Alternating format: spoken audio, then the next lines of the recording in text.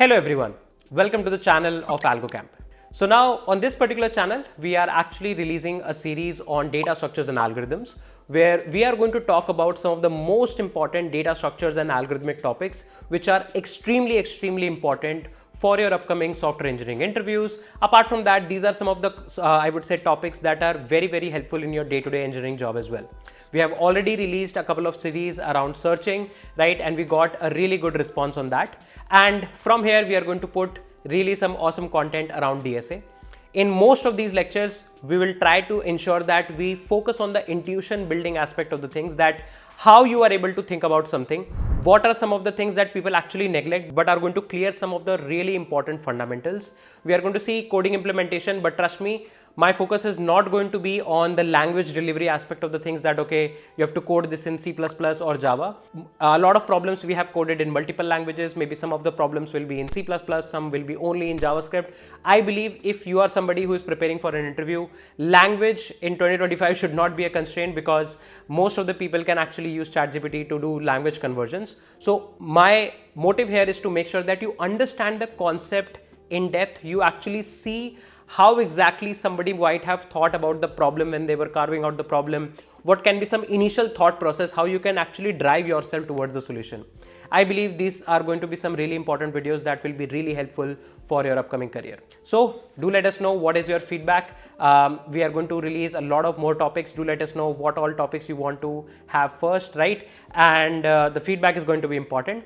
Also, in case you are actually thinking to level up, you want to learn things with respect to low-level design, high-level design, overall system design for interviews, or you are somebody who wants to do project development in Spring Boot, you want to learn advanced Spring Boot concepts, or let's say advanced Node.js concepts, then we have a lot of courses, live courses running on algocamp.io. So you can check out the website courses.algocamp.io/learn, and there are a lot of courses that are actually listed. A lot of great discounts are actually going on all the courses as well. Do check them out. For each and every single course, we are going to add you to a dedicated Discord community where you can get your doubts resolved as well. All of the courses, we have made sure that we talk about things from the very beginner to the very advanced level that is going to help you level up in your career as a software engineer. So that being said, let's start the video without any further delay. Now, this is a very famous question, although this problem comes in the topic of dynamic programming, because in order to submit it, you need a lot of optimization through DP. But we can still solve it using recursion. It won't be the most optimized solution, but it will be a correct solution. So what the problem says? Problem says that you are a professional robber planning to rob houses along a street. So you are a robber roaming around and you want to just rob some places. Each house has a certain amount of money stashed. So every house in the street has some amount of money. The only constraint stopping you from robbing each one of them is, so initially at least you will think that let's rob every house. But you can't rob every house because there is a constraint. What is the constraint? That adjacent houses have security systems connected, and it will automatically contact the police if two adjacent houses were broken on the same night. Okay. So the thing is that if you will rob two consecutive houses, if you break into two houses and rob them, the security system will detect that two houses were adjacently placed and both of the adjacent houses have been robbed, and then it will inform it to the police. That's not what you want. So you cannot rob adjacent houses. Given an array of nums representing the amount of money of each house, so you'll be given money stored in each house. You need to return the maximum amount of money you can rob without getting caught with police. So let's see. If let's say these are the houses, there are four houses. First house has 1 unit of money. Second house have 2 unit of money, 3 unit of money, and fourth house has 1 unit of money. Then you can rob the first house and the third house. Here you can rob the first house, third house, and the last house, and so on. This is the problem. Let's understand the problem a bit. Okay. So before we start this particular video, I wanted to actually talk about a very small thing. So this video is going to actually help you understand a real system design interview scenario. We are going to try to mimic a 45 to 60 minute kind of like a round where we are going to solve a problem very similar to how you will solve a similar system design problem in this short time frame.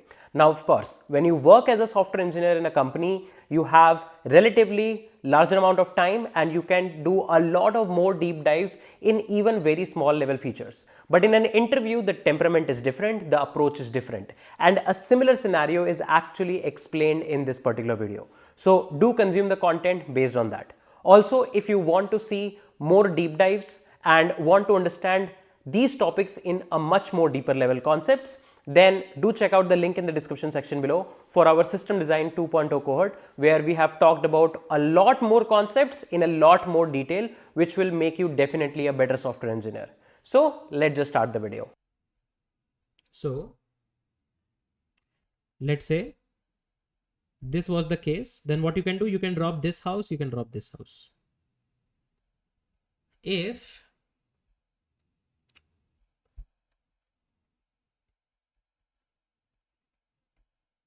this is the case, you can drop this house, this house, this house. Now, the two test cases given on the platform, at least you will feel like, oh, the problem is pretty simple, right? Why? Because we have to just drop edges, like alternate houses, right? You have to just drop alternate houses. You have to just drop alternate houses. You will get a feeling like that. But that's a wrong answer. That will give you wrong answer. Let me give you a test case.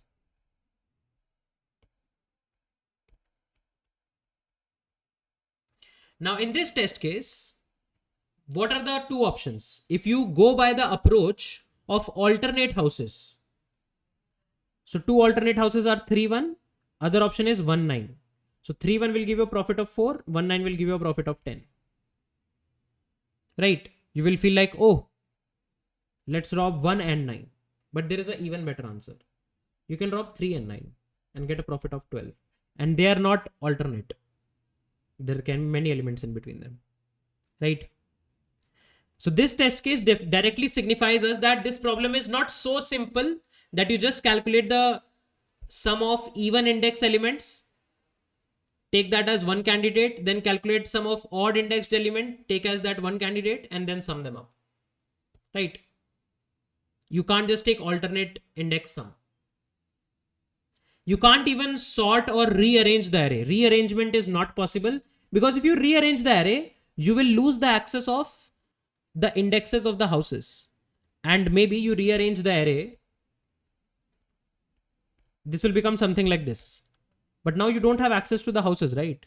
Now you will feel 3 and 9 are alternate houses. You won't rob them, but they were not alternate houses. They were like far apart.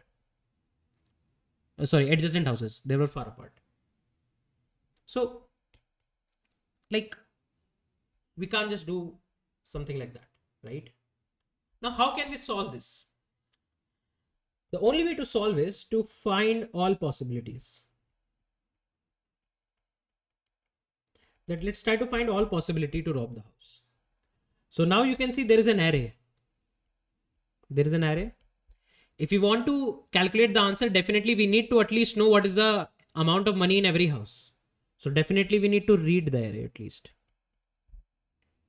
Right? So if you at least need to read the array, at least this structure is required. Right? I will say that this function returns maximum profit. This function returns maximum profit by robbing houses of the street in the range IDX to n minus 1. That is, starting from the house at the IDX index till the very last house, how can we rob them so that we get the maximum profit? Whatever is the maximum profit will be returned by this function. And what we will call from the main? From the main we want, give us the profit that you will get starting from the 0th house to the last house. Okay, that's what we want. Now how can we do it? Now just think about it.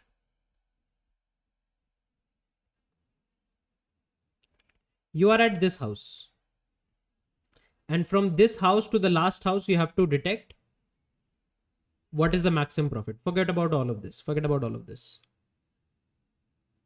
Now, on this house, you are standing, the robber is standing, and you are able to see that, okay, the whole street is there. This is the current house. I need to find what is the maximum profit from this house to the very last house. This is the last house. Now, when you're standing at a house, you have two choices. Either you can leave that house or you can rob that house, right? No one is forcing that if you are standing at the first house, rob that house. No one is forcing you, right? There is no force or mandatory condition that if you're standing at some particular house, you have to rob it. No, you don't have any such conditions. So whatever house you are standing at any point of time, let's say you start with some IDX house, you have a choice.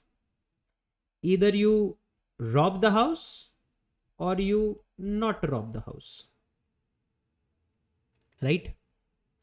Let's say if you decided to rob the house, now there is a constraint on the next house that you cannot rob the next house. That means if you robbed the house at index IDX, you cannot rob IDX plus 1. This is now a constraint.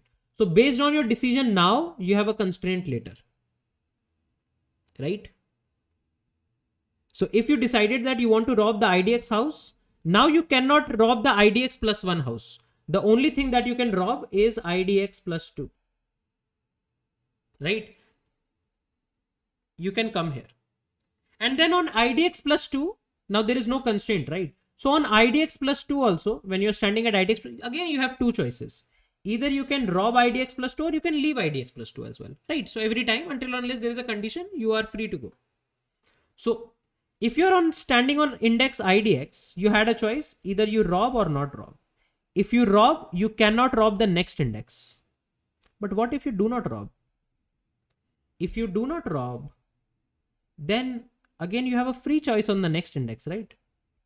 You have a free choice on the next index, that is IDX plus 1. That here, if I want to rob, I can rob. If I want to leave, I can move ahead, right? So from any index, if you decided to rob, then you will get the money at the IA at the current index. You will get that money, but you cannot rob the IDX plus 1th house. You have to now jump to IDX plus 2th house and then make a decision. But if you decided to not rob the IDX house, then you don't get any money, but you get a chance to explore IDX plus 1 house and make a choice there. And similar thing persists later as well. Now you're at IDX plus 2. You again have two choices. You can rob IDX plus 2 or you can leave IDX plus 2. If you robbed IDX plus 2, you will get the profit of IDX plus 2. But you cannot go to IDX plus 3. You have to go to IDX plus 4. But if you not rob IDX plus 2, you don't get any profit, but you get the chance to explore IDX plus 3, right? Whereas, if let's say you followed this path, you didn't rob IDX, you are at IDX plus 1, again you have two choices. You can rob IDX plus 1 or you can leave IDX plus 1. If you rob IDX plus 1, you get the profit of IDX plus 1, but now you cannot access IDX plus 2, you have to go to IDX plus 3. But if you do not rob IDX plus 1, then you can freely explore IDX plus 2 and so on. So what I say is that if the function f of ARR comma IDX returns that what is the maximum profit from the current index to the last index, I will say that the maximum profit will be coming from one of the two choices. So there are two choices, right? First choice is that if I rob the IDX house, I will get the money of the IDX house, right? I'll get this money, right? If I robbed the IDX house, I get this money. And now if anyhow, any cost, somebody can tell me what is the maximum profit from IDX plus 2 to the last index. What is the maximum profit? I will add this here. So I'm going to assume that the function f works correctly for IDX plus 2 and it will give me the maximum profit from IDX plus 2 to the last index.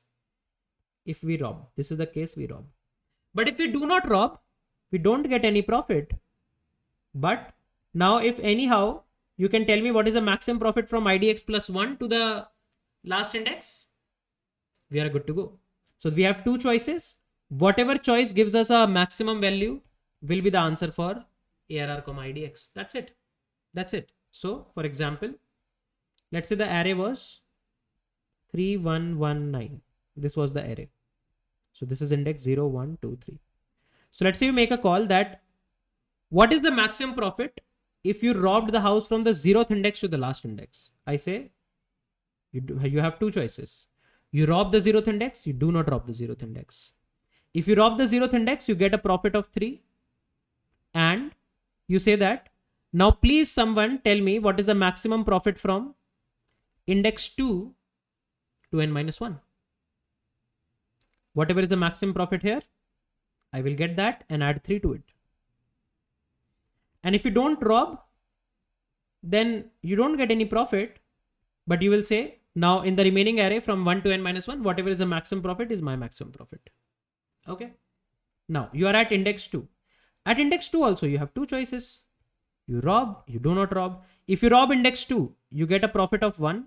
But now you cannot rob index 3. You have to go to ARR of 4. And this is a base case. Fourth index doesn't exist, right? If the index doesn't exist, you can't rob. If the index doesn't exist, what is the profit you can get?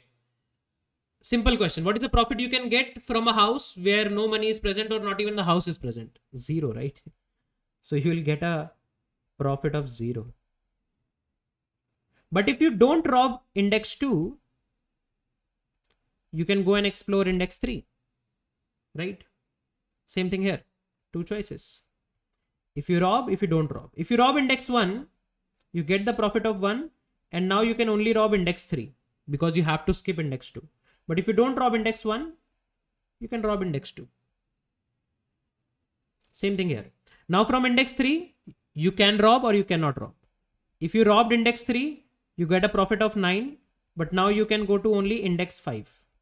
And index 5 is also what? A base case, right?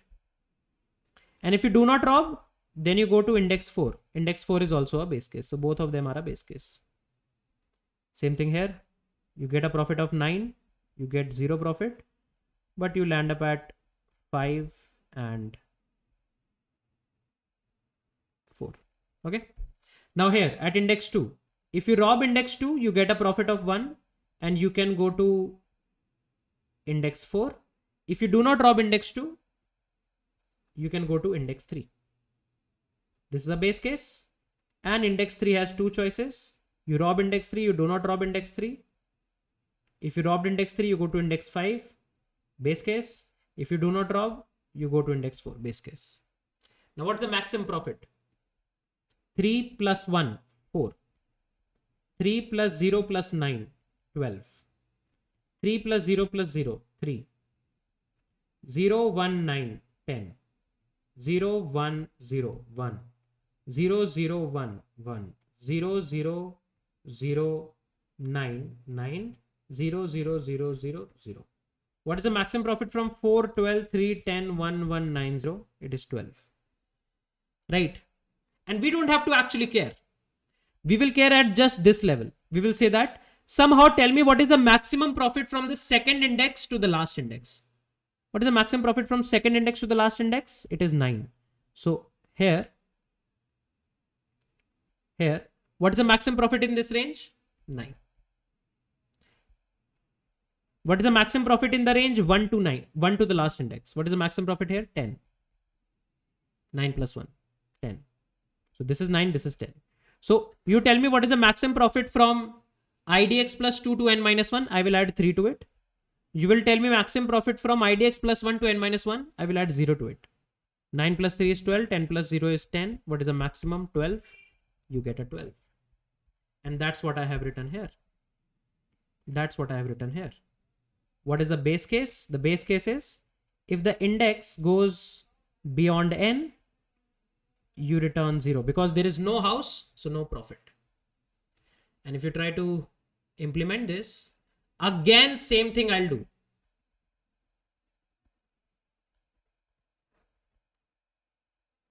Again, same to same thing I'll do. I will write whatever I have written here. Nothing more, nothing less. I will say public static int f.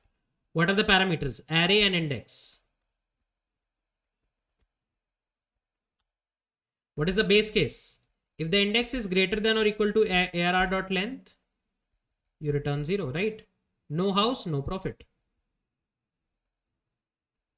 No house, no profit. Otherwise, what do you return? Maximum of. See, I'm doing a maximum and there are two values. This is the first value, this is the second value. What is the first value? ARR of IDX plus f of ARR comma IDX plus 2. Otherwise 0 plus f of ARR comma IDX plus 1. That's it. That's all you need to do. Okay. So now if I just take these values from here, or let's not take this, let's take this. Or that is also good. We just need positive values because what is the meaning of negative value? There won't be ever any negative value, right? So values will be always positive. Or let's make our own test case. 3, 1, 1, 9. Let's run. 1 second, which file is getting run? 14. That's wrong answer. Oh, sorry. Here I should do IDX plus 2. My bad. Here it should be IDX plus 2. Let's run it again. Here we go. This is 12. Let's take the test case from LeetCode. If you will submit this problem on LeetCode, it will not get submitted because it's not optimized yet, but it is a correct solution. See, 12 is the answer. 12 is the answer. 1, 2, 3, 1.